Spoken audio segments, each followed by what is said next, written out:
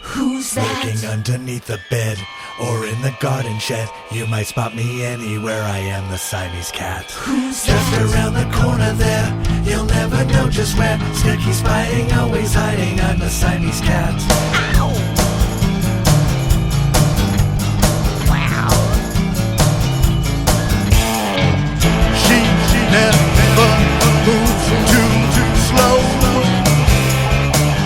What's that? She never moves too fast. She never hides. She never goes outside. This is the Siamese cat. And if you are not careful, she will claw your soul.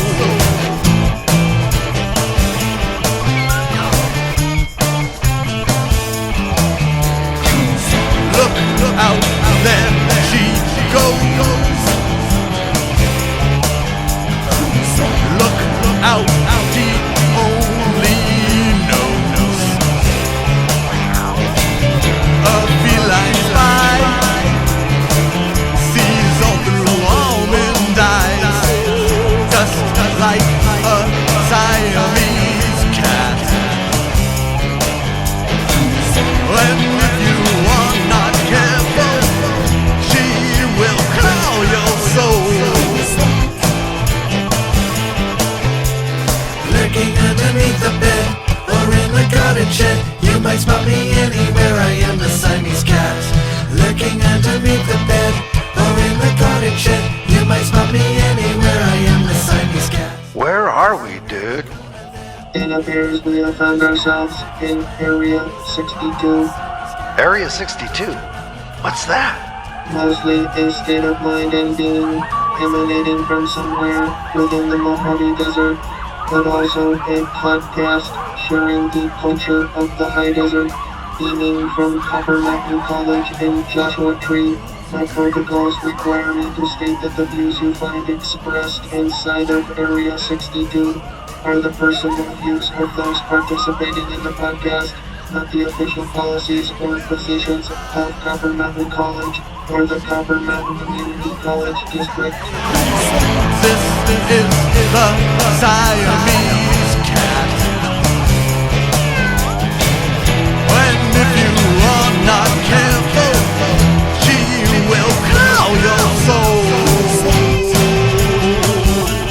Siamese cat.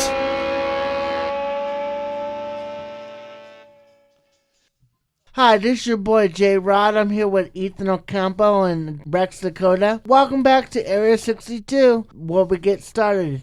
Now, Ethan, say hi. Hello, everybody. It's great to be here again. And I'm here with Rex Dakota. Say hi. Hello. Let's get started with the nitty gritty. Oh, no. So, I'm here with Rex Dakota. He's a musician / entrepreneur. I hear you own the Country Kitchen. My wife does, but yeah, I do whatever she says. So, but I am a co-owner, yes. And for those who don't know, the Country Kitchen also had stars show up. Anybody in particular? I was told that Nelly Furtado, who's that? Now Furtado's a singer. Okay. Yeah, people tell me these people, and I don't know anybody because I'm old. But Cheech Marin comes in. I know Oh. Cheech. He seems nice enough. Just leave him alone. From the Grateful Dead? Yeah, from the Grateful Dead. From, Yeah. right. You saw that movie, right? Yeah. Okay, so you know. It's not Okay. Jerry Garcia. Cheech Marin. Okay. Anyhow. So you're owner of the Hoodoo Record Store in Yucca Valley. Yes, I am. Tell us about the vibes. At the Hoodoo, we're playing the jazz music today because it's International Jazz Day. But we're mainly vinyl. And we sell a few rock t-shirts, but we're for vinyl connoisseurs. And we've been there 6 years now. And we seem to have a pretty steady following going on. And I go all over the country looking for the good stuff. And I bring it to the lucky people that are out here. You know, it's going back to you have a you get the artwork. You get to see the thing. CDs were really cool for a while, but after a while, it just kind of got not as fun. So it's a collector's game right now. But we have over 60,000 LPs in the store right now. And we have a huge selection of 45s, not to sound like a commercial or anything, but for DJs and jukeboxes and stuff like that. So we're definitely catering to the community and the lucky people who stumble across us in Yucca Valley. Okay, so you heard it here first. Shout out to the Hoodoo. Tell us about your 40 years living in L.A. Oh. Let's begin from the beginning. Well, okay. Lots of sex, lots of drugs, lots of rock and roll. No, I was a contractor. Well, I started out working at Shakey's Pizza, and that lasted about a year until I got fired. And, and I've been a musician my whole life, but then I started building houses and hanging out in L.A., had a band, did the whole music thing. What was your band name? Velouria. Velouria. There you go. So tell Rest in us. peace. Yes. So tell us, what was your best experience in L.A.? You love the food? Of course. And the culture? Of course. Yeah. I like that it was definitely a melting pot of different people, and, it's necessary. You need to live in a city for a little while to understand the whole country, I believe. Okay. So just tell us, why move to the Morongo Basin? Because you've been here, 15 years? I've been here 15 years now, yeah. I'm glad that I did so. I got really sick, and I had a liver transplant in 2010, and I needed to get out of the city and slow down and figure out what the next move is. And so I'd always been coming out here, and I just needed a place kind of close to the city, but also a place that was mellower, that I could figure it out. And so that's what I did. So just somewhere where you can slow down from big city traffic and... Yeah, fast-paced. So I bought a restaurant, which is really slow. But, I moved out here, and I was coming to Country Kitchen every day trying to figure out my life and eating noodles, and the place was for sale. And the previous owner, Marine, who'd had it for over 28 years, she was getting old, and it just seemed like the timing, and I thought, maybe the universe is calling me. And she kept lowering the price, and I was like, I've never done a restaurant before. And so I did it. I just went for it. And I'm glad I did. So what kind of things do you guys serve at your restaurant? You've never been? No, sadly I haven't. I'm going to hook you up. I'm going to hook you up, man. We have giant pancakes. We mainly do breakfast. Okay. So big plates of food, breakfast and lunch. So we're open from 7 a.m. to 3 p.m. 7 days a week. Shout out to the Country Kitchen. You might stop by and see someone famous, even if it's just little old me, your boy JRod. So Ethan, we have anything to talk about? Yes, so I see you've been a current owner at JT Country Kitchen for over the past 10 years. So What made you so interested in taking over the business from the current owner? Well, Ethan, I'm crazy. Like, do you have an interest in their food items, or what is it that just called you? She was a lovely woman. The previous owner was a lovely woman. Herself. And she was Cambodian, and she has a great story. And it's a success story for anybody that's out there that's trying to make it in the United States of America. And she was a lovely woman, and she was getting old. And I said, if this woman can do this, then I can do this as well. And I really wanted to be a part of the community, but also in a different mode than I had been previously in the big city. I just wanted to serve food to people, because food and music make people happy. And so that's what we've been doing. Really nice. So basically, you've been encouraged. Yeah. From inside and outside in the universe, or whatever you want to call it, it was a good thing. So are you playing your music inside the diner? Me? No, maybe. I have a big playlist, and I kind of throw my stuff in there every so often. And then people are like, can you go to the next song? So it didn't really work out. Okay. Could you tell us about your challenges owning the restaurant?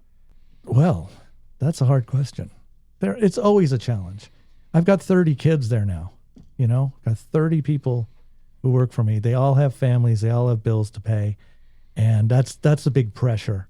So we have to be good, because if we're not good, no one's going to come.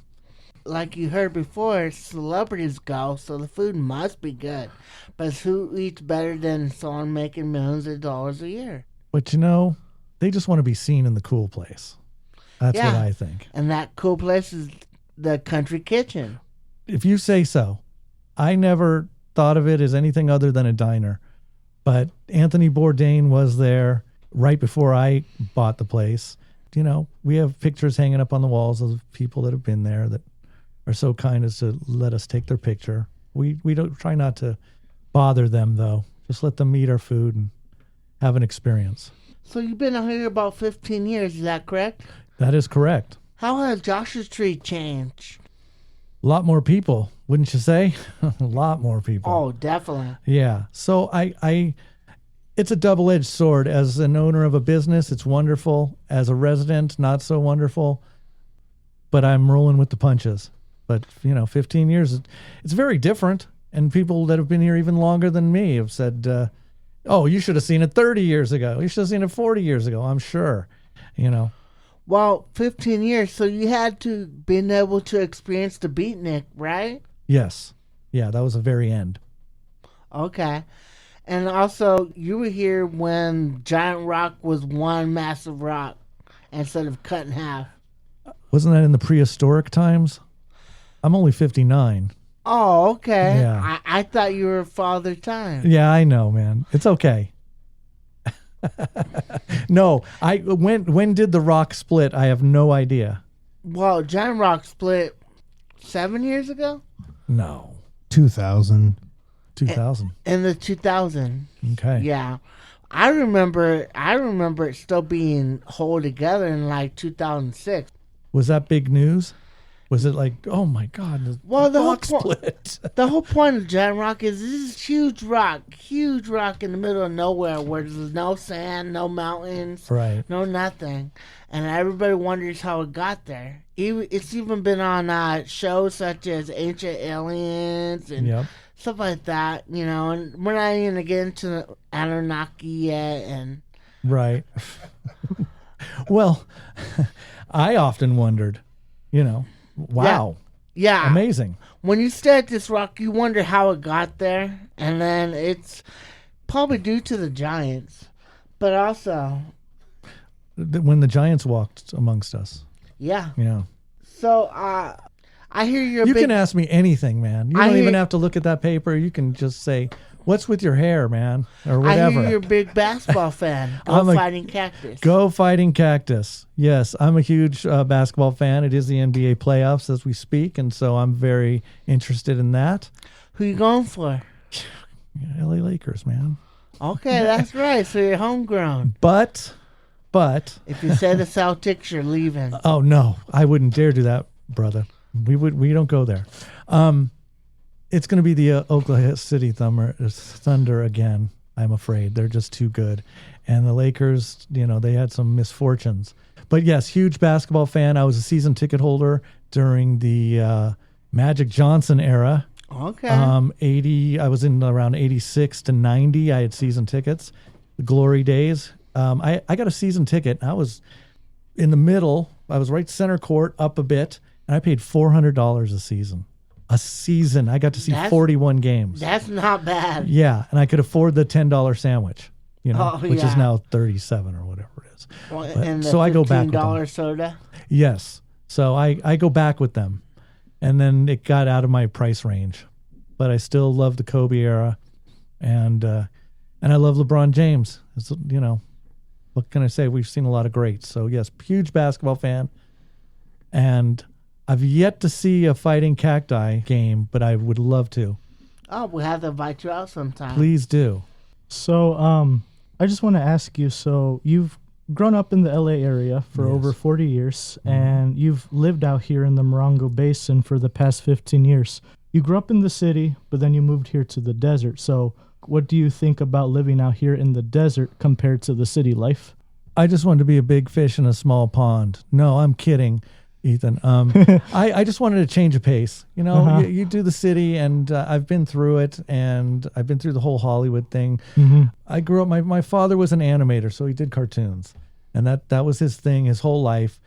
He, in fact, I moved out here. I was born in New York, and I moved out here. I think I was around 8 months old. My dad got his first animation gig doing Heckle and Jekyll cartoon. Nice. And so classic. Yes, and so he moved out here, and then I followed short after he found his first apartment. Then he moved me out here, and I've been here ever since. So then I just, I grew up in animation. I don't draw myself, but I've been in the biz. I got to see it all the drawings. Really nice. And I happen to be an animator myself. Really? And yeah, also a cartoonist. Excellent. So tell me more about yourself. So how did you also become a musician? Well, my dad as well was a jazz player.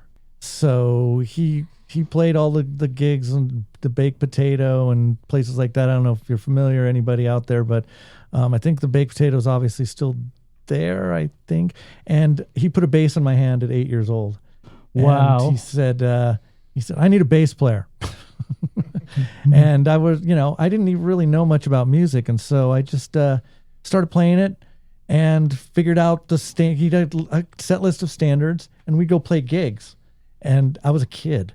And so wow. I'd have to wait in the car until it was ready to go on, because all these were bars and places that were 21 and over, So I'd get on stage. People would notice, there's a kid up there. And I think I held my own. At least he was being kind, maybe. But we got asked back all the time, and so that's how I did it. And then after the gig, I would just be out in the car. Well, Dad did whatever Dad did. Wow. So, you've released 3 records? Yes, sir. I 3. I did 2 with Valoria and 1 with the current band, in quotes, Rexico. First one, I believe, was in 1997, and so I did 2 with that band, and then I moved out here and found some guys just playing out in the desert somewhere, and I had a record worth of material. So I said, hey, I got some songs, would you guys be into recording this with me? So we went and cut the first Rexico record, and this is an exclusive here. The new Rexico record was done by me and my spiritual guidance over here, Dearwood Andrews, and we're just finishing up number 4. Okay.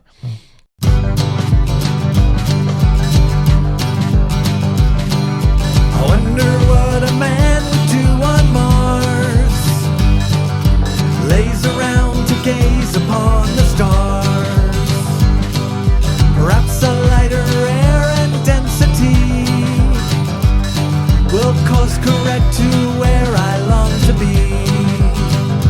Well, I dream in colors as I while away the day, and within this palette I will play. I wonder if they'll take me for the fool as I float inside the sunken pool. My head's a swim in zero gravity. There's no other place I'd rather be. Well, I dream in colors as I while away the day, and within this palette I will play. Oh, so lovely, the lonely red planet and me. Oh, so lovely, the lonely red planet and me. Let's go.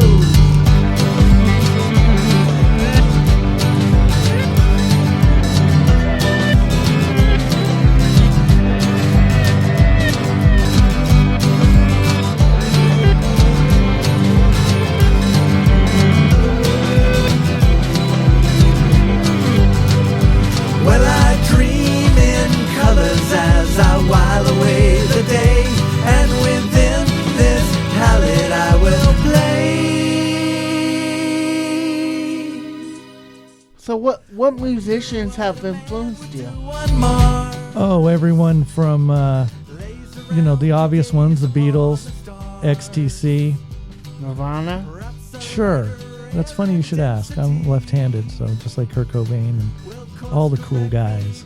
Mr. Master Paul McCartney. But you didn't die at 27 like them all. Well, Hendrix did, but that's another lefty. So, but I made it past that, so I'm okay. I'm older than all of them put together. Actually, holy moly.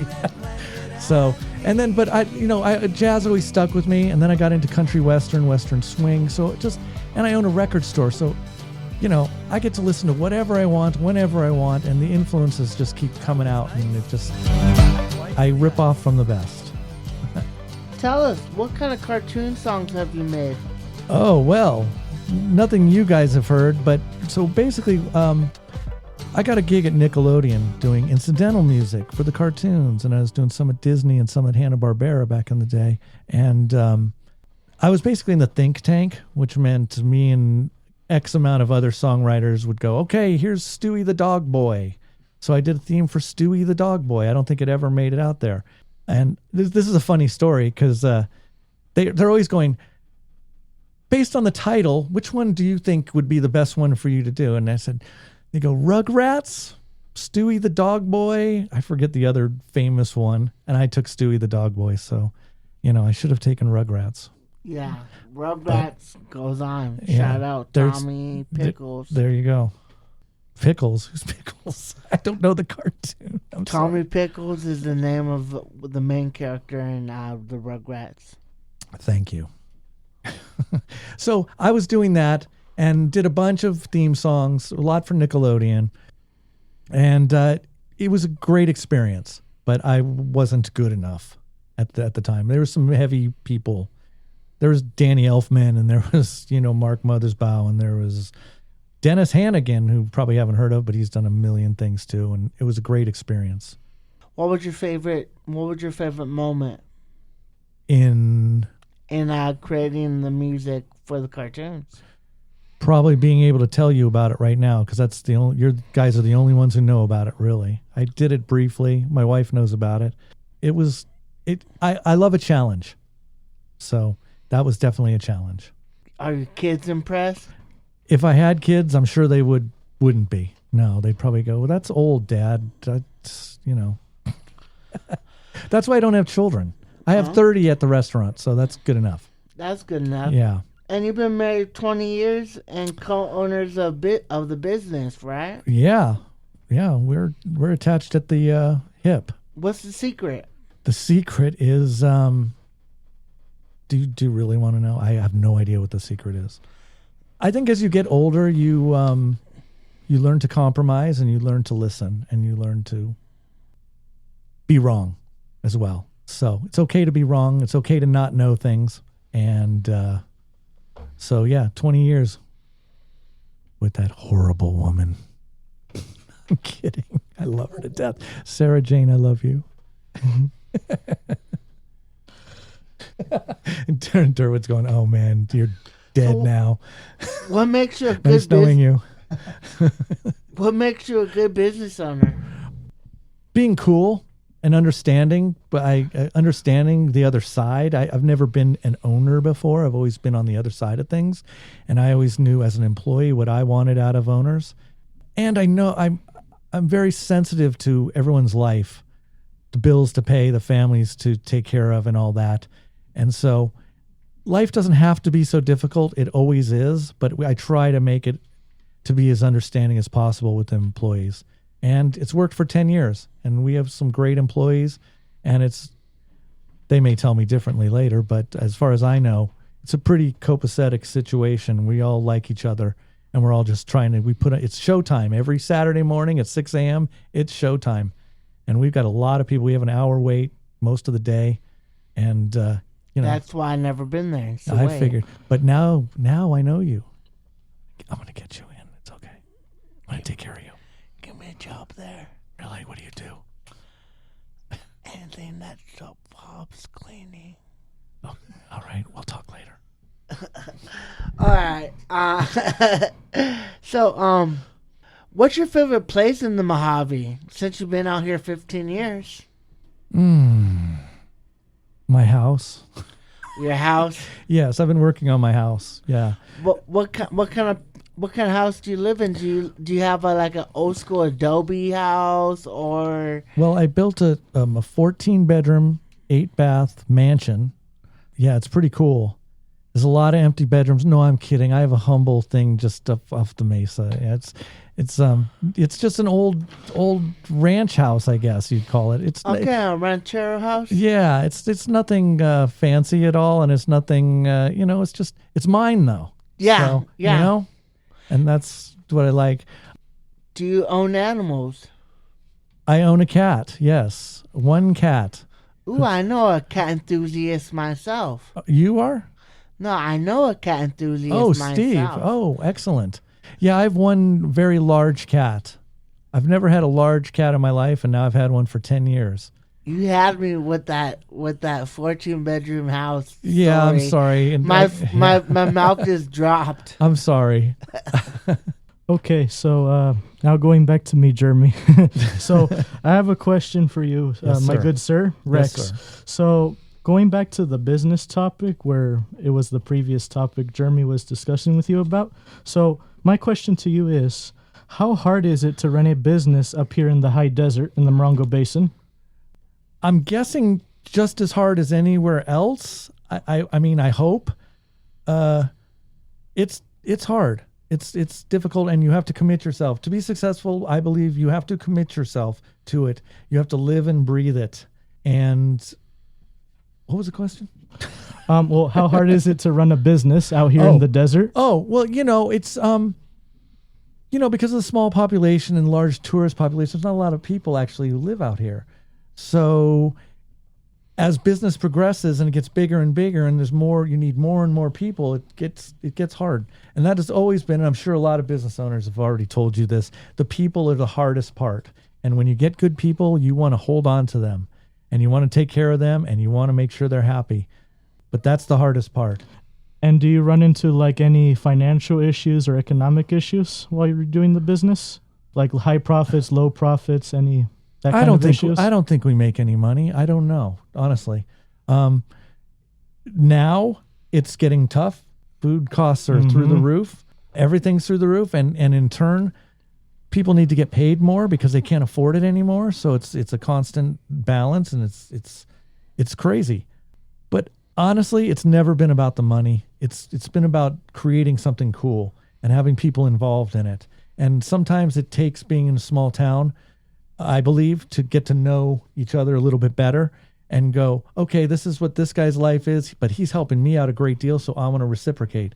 Okay. And I'm still standing by that 10 years later. Here I am. Look at how well I'm dressed.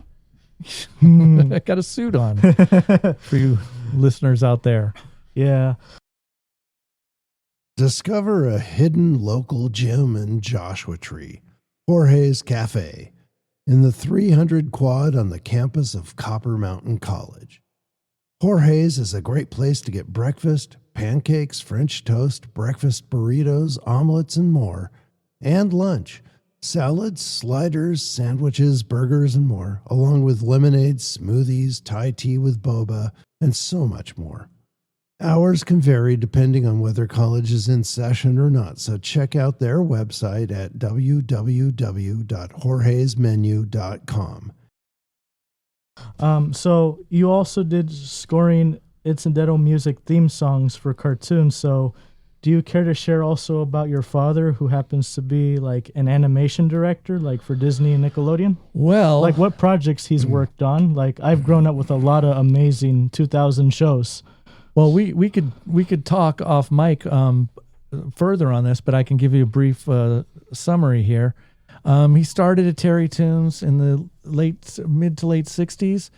Then ended up at Hanna-Barbera doing, who does he do? I'm trying now, I'm blanking. Ant and the Aardvark. I don't know if you know that one. Huckleberry Hound. That one I know. You know Huckleberry Also Hound? Yogi Bear. He did Yogi Bear. Thank you. Help me out here. Yeah. So he was in that era of things. And from that, he got into heavy R and X-rated cartoons. He worked for Ralph Bakshi in the early 70s. So basically, he did Fritz the Cat, and then he wrote and directed the sequel to Fritz the Cat, The 9 Lives of Fritz the Cat, Heavy Traffic. Then later on, when Ralph decided to tame it down a bit, he did Wizards, Lord of the Rings, Roger Rabbit. No, not Roger Rabbit. American Pop. I don't know if you know that one. So he worked with Ralph for, I believe, about 10 years. Wow. What do you mean, Lord of the Rings? There was a Lord of the Rings that Ralph Bakshi did. I believe it was in 78, 79. And it was rotoscope, which is basically animating over live action. Very tedious process. It took probably 4 years. Didn't Max Fleisker was involved in that? I do not know that. I don't know. Well, That was he was an animator that created a lot of like the old classic cartoons, like Popeye, Betty Boop, Felix the Cat, but at least those, Coco the Clown, I think. Right. Some of that stuff. Maybe the original Superman, but I'm not sure on that one. I don't think so. I mean, Yeah. He would have to have been very old at that point. Yeah. But that technique was used sparingly because it's so tedious. I remember it drove my father nuts because I think it was 4 years. You'd take one cell of live action and you'd draw over it. And then you'd go to the next one and you'd get 30 seconds of Cell animation. 30 seconds would take you all day. Wow. So it was a tedious process. And then later on after that, he moved to Walt Disney. So he worked at Disney. Again, I don't really know all the details of what was popular or not, but he did like Super Friends and the Animal Olympics and Heidi's Song was a feature he directed. He directed a lot of stuff. So that's where he ended up till he passed away 10 years ago. Okay, rest in peace. Rest in peace. Yes. Going back to your songwriting, what is your sources of inspiration for your songs? X-rated cartoons. No, I'm kidding. X-rated cartoons? Yeah, no. What are those? I tend to see Fritz the Cat. It's a heavy R. It wouldn't be considered X nowadays, and I really don't get inspiration from that too much. My dad, inspiration is just what's around me. I love songs. I love thinking of songs about girls I can never have, and that's the main theme there. I don't get political at all, although I am, but I don't do it in the music. I want it to be happy and removed. Like Jenny James? Yes. Who's that? What the name was? I'm 81 years old, so you got to help me out here. No, I thought that was the name of one of your songs. Oh, Wendy James. Oh, that's Wendy a good friend of Durwood's. Yes. Okay. Yeah, she was a lead singer in a band called Transvision Vamp in the 90s, I believe. And I just thought she was really cute. She couldn't sing a lick. I hope she's not listening. Doubt it. And I felt bad for her because they hyped her up in this band as being this great thing, and she was really pretty, and she couldn't sing at all. And they flopped, and so I wrote a song about her because I would really wanted her to be famous and succeed, but ultimately it was just a song. Well, now she lives vicarious through you, through your music. And she looks like Wendy James' grandmother now, so, I'm cool. I'm good. I just want to remember, I just want to remember her in the 90s. No, here's an interesting story about Wendy James, if anyone cares. I do. Wendy James wrote a letter to Elvis Costello and said, I really need you to write, I need a hit record. I need you to write me a record. So he wrote her a whole record. Never met each other. I believe to this day they never met each other. That record flopped as well, but everyone said, oh, the songs are great. So there you go. I know that's not it's interesting to about 2% of our listeners, but that was the inspiration for that one. Next. Tell us about the fourth album. Oh, okay. This is, it will be coming out September of this year, I believe. And me and my compadre here did the whole thing. 11 originals, 1 cover song. It's called Trailer Made, Rexico Trailer Made, and you'll be hearing about it. And a bunch of songs. I had a bunch of songs. What cover song? It's a song called Kansas City Star by Roger Miller, who was a country guy, 1964, 65. His hit was King of the Road. So I know I'm talking to younger people, but he's nodding his head, so he remembers. But he was just very witty and very just a clever guy and funny words, and it was a song that I loved as a kid, and so did my dad. So it was kind of special that I recorded it. Have you ever thought about doing a Shanghai cover song? No. Sea shanties. Oh, well, we do have one sea shanty. Okay. It's called Crooked Sea. Yes, that was it started off as a rock song, but ultimately Durwood needed a shanty in his life, and so I went along for the ride, and it turned out to be an amazing thing. Explain to the listeners who don't know what a sea shanty is. I believe it's what drunken sailors want to sing along to. I believe it's a waltz. Is it a waltz? Not necessarily. Okay. But it does involve squeeze boxes. It does. Yes, it does. It does involve squeeze. Thank you. So we wanted to give the illusion of you're rocking on a boat, drunk, not drunk, scurvy, no scurvy, and you just, you sing about your life on the sea. So I only did one, so I didn't want to bore the people. Now flipping the mic back to me. So here you are. I have a few interesting questions for you. So yes, sir. This main question, I just want to say, so you do happen to be a big basketball fan. So you've said earlier you like the NBA, you like the Lakers. So my question is, since you do know LeBron James, because who wouldn't these days? Yeah, absolutely. Would you also want to care to share your thoughts if you happen to like any other players in the team, or maybe like big legends like Kobe Bryant or Michael Jordan? Michael Jordan never played for the Lakers. But he is a legend, even if he's not part of the team. That's what I mean. Or about other basketball team legends. I would say, since I grew up in the 80s, it was Magic Johnson, James Worthy, Kareem Abdul-Jabbar, Michael Cooper, Byron Scott, even Kurt Rambis. And then later on, of course, the man, Shaquille O'Neal, Kobe Bryant, Robert Horry. I know I'm forgetting somebody, Derek Fisher. In this current configuration of the Lakers, obviously LeBron James. I really like Austin Reeves. The rest of the team needs to go. Even Luka. I was wondering about him. I was going to mention him, but I wasn't sure if I was going to say it right. No, that's okay. Yeah. Luka Doncic. I unless he changes his way of playing, listen to me. I'm 5'9" and 50 years old. What my thought is, if he needs to change the way of playing, and or he's going to have a short career. I heard that him and LeBron are having some rivalry going on.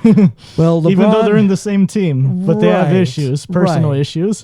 I mean, if we want to start a sportscast show, I'd be into that, but I'm very limited. But LeBron James is 41 years old, so he doesn't have too many years left, but he can outrun and gun most of these guys. The Laker team, I don't know. They're a bit scattered, but I love them. I bleed purple, and go Lakers. Let's see how far they get.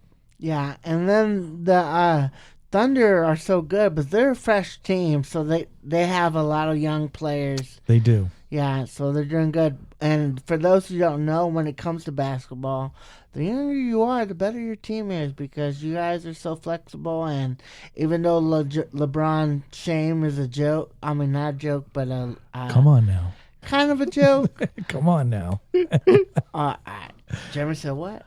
I'm gonna have to stop this conversation. I'm out of here. Me too. It's okay. We'll edit that out. Yes, dude, finish your question, please.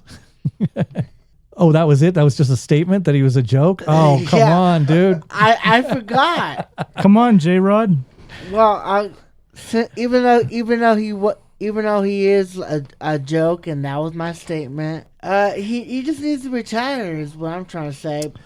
He still beats most of the average players, but I was told you guys were going to kiss my ass here. You're not winning any points here with me. No, we're fine. We're good, JRod. But imagine if you were broadcasting for a very, very, very long time, and you got all the accolades and all the awards in the world, and someone called you a joke. As best friends of LeBron James, I have to stick up for my boy here. So okay, so that's there good. you go. But we can agree to disagree. We're okay. I still like you. I just don't like all the flops he does. Well, let's get back to the music, shall we? Okay, back to the music. Tell us about other songs on the album. Oh boy, it's a hit-packed record. It's my usual country fare. I do always a few country songs. I like to rock. I like 70s rock. We do our desert songs. When you get the record, I'm going to give you one, even though, and I'll sign it LeBron James for you. Okay. Yeah, just as a joke between us. Just don't tell LeBron James I said that. So the record is it's. I don't think you can pigeonhole it. I was listening to it. My wife was listening to it. In fact, Durwood, listens to it more than anybody, and we've agreed that it's just something that's it's considered a rock record, I suppose, but it's all over the map. We're trying to please ourselves at this point in life, and if anyone wants to come along for the ride, great. And what have you offered toward the music of rock? What have I offered? In the album, like, is there anything that you're bringing back from old 70s type music? I'm ripping it up on the guitar, ripping it up. Okay. Like crazy. No, I'm not that good. But, 70s rock is boogie, man. Shake your ass. Let's go. Let's rock. Put out the horns. Let's go. Give me a solo. Give me a guitar solo really loud. So do you have guitar solos? A few, yeah. Okay. Yeah, but not. I'm a little bit lighter on the rock. When I was younger, it was a lot of what Valoria did was more of a power pop thing. We're like Cheap Trick or Green Day or just we're like high speed, high energy, hyper guys on caffeine going for it. Now we're taking a step back a touch. You sure it was caffeine? It was or speed, but probably not because I didn't do that. So caffeine, yes sir. My question for you now, Rex, is that do you have any desert songs you would like to share that you probably have made? Well, we have one on this new record called Out Flamingo Way, which is out that way. Ooh. Once I was... Does it have to do with Flamingo Heights? Exactly. Thank you. I couldn't find the studio, so I'm glad you're pointing me in the correct direction. Yeah, right. Yes. So when I first moved here, I was like, what Flamingo Heights? What is this? And I drove off of Old Woman Springs. And I went up in those hills, and I was completely lost. And oh no. Yeah. But I found my way back. Here I am. But so it was kind of inspired by that, being lost, and in life and in directions. So on the previous record, I did one called Underpainted Skies when I used to go camp out in the middle of nowhere. When I first moved here, I just go out there in my bed of my truck and I'd sleep out there, and because I just wanted to experience it. I was when I had my liver transplant, I didn't know where my life was going, to get serious for a moment here. And I was searching. And so I would just go out in my truck and I'd just sit there and go, why am I here? What am I supposed to be doing? And so that was inspired by that. So those are my two main desert songs. Other than that, it's about the city. So when you came out here, has your songs connected to anything with you? Like let's say, like if you were like camping out there and seeing the stars and everything, or like, does it maybe tie like to our national park, like anything that catches your eye out there? I would hope so. The desert is what you make it, I believe.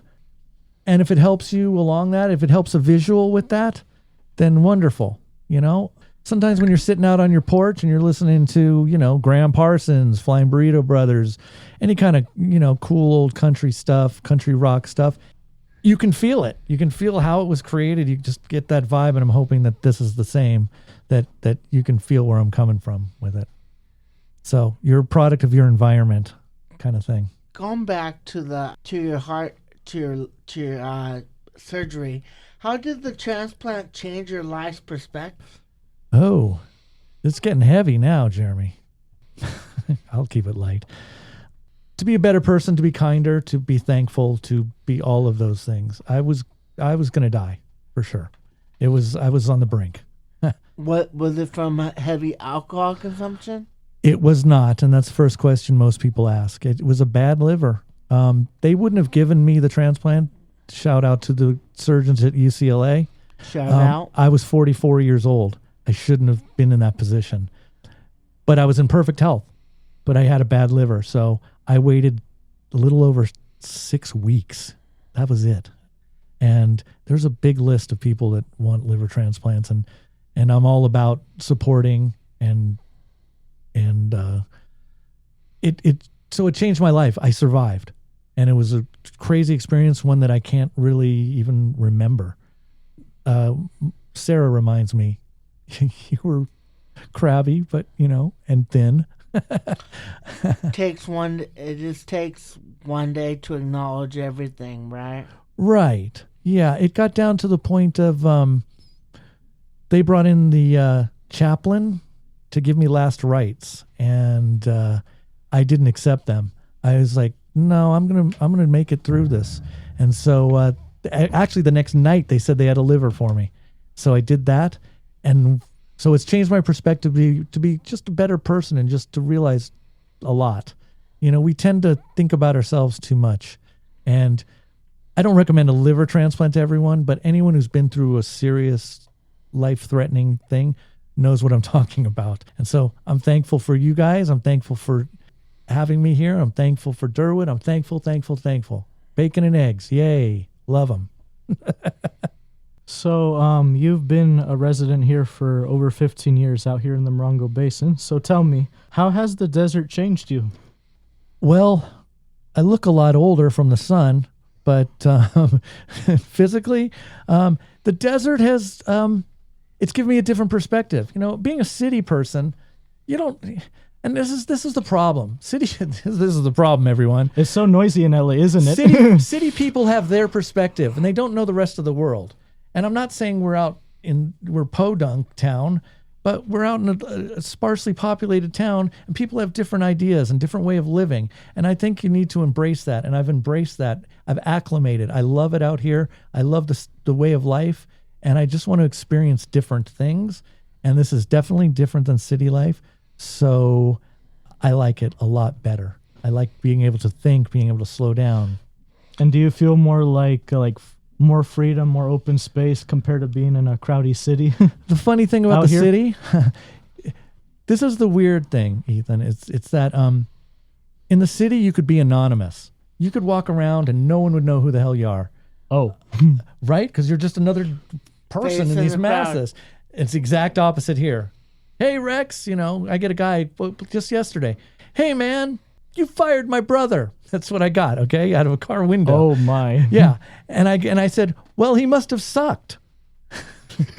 And he kind of shook his head and went, yeah, probably. So I have fans and detractors, but everyone knows who the hell I am. And that's kind of interesting. Big fish in a small pond. Oh, huge. Look at me. Whale. Oh, whale, yes. So, tell us about the process of songwriting. What does it take? What exactly do you have to fester in order to express yourself in such a way? Man, you're wearing me out. Because that's a good thing, huh? I love the act of writing. I love to do it, and I love to be in a space and being in a positive mode where it's flowing. It's very difficult. It's torturous, but keep at it every day. Write something. Many people have said this every day. Just write something. Just do it. Whether it's good or bad, just do it. And eventually it'll work out. This was, it's been 8 years since the previous record. And in those 8 years, some of these songs are 8 years old. Some of them are brand new. Some of them, I had Durwood here going, hey man, we need the lyrics for this song. We're recording it Tuesday. And so it makes me get in that mode. So it's a learning process all the time. Has the music helped you grown? No, it hasn't. No, not at all. No, it's an ongoing thing that I'm just going. I've confessed to myself now that now to everybody else that I'm a lifer. I'm going to be doing this forever. So whatever I can do to, the next record might be opera if I could do opera. How do people find your music? Well, I shamelessly sell it at the Hoodoo at 55886 29 Palms Highway in Yucca Valley. It'll be on all the streaming things. It's on Spotify. Rexico's on Spotify. Valuria's on Spotify. I know Spotify's the devil to some, but whatever gets me out there, it's fine. And, YouTube has the records and live stuff. I've been around a while. I've been doing it since I was in my early 20s. So Rexico is the latest thing that I'm proud of. And that vinyl, we're going to cut that to vinyl and CDs. All right, you heard it here first. Rexico, the band, live in flesh today. Let's play some of your music.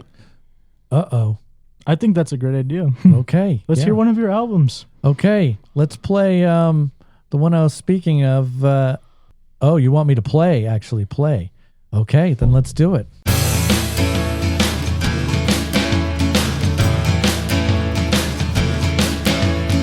I've got a heartache, and I've got a heartache too. I felt the earthquake, and I felt the earthquake too. When it comes to getting you down, well, don't worry, baby, there ain't no one around. And when it comes to getting down, I get down. I'll be your ace in the hole.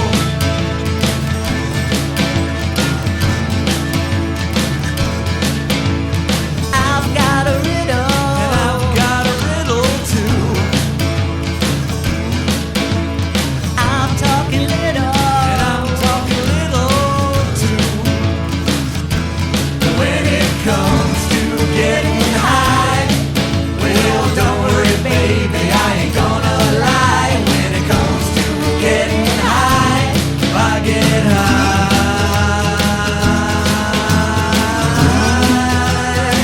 I'll be your ace in the hole.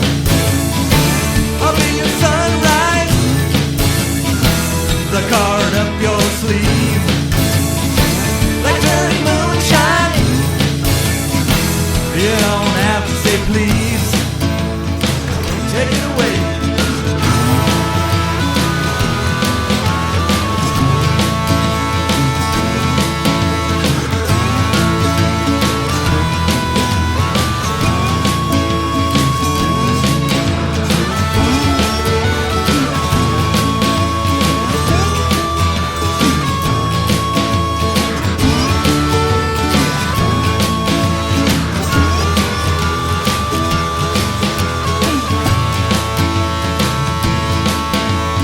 I've got a reason, and I've got a reason too.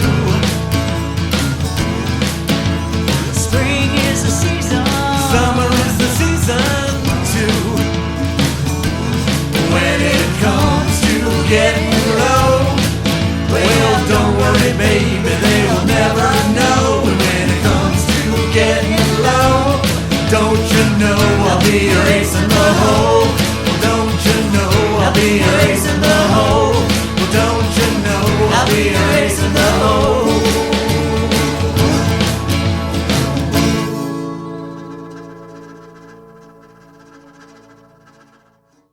You can catch all the episodes of Area 62, the Desert's cultural podcast, and view all the Tiny Cactus concerts at www.area62podcast.com.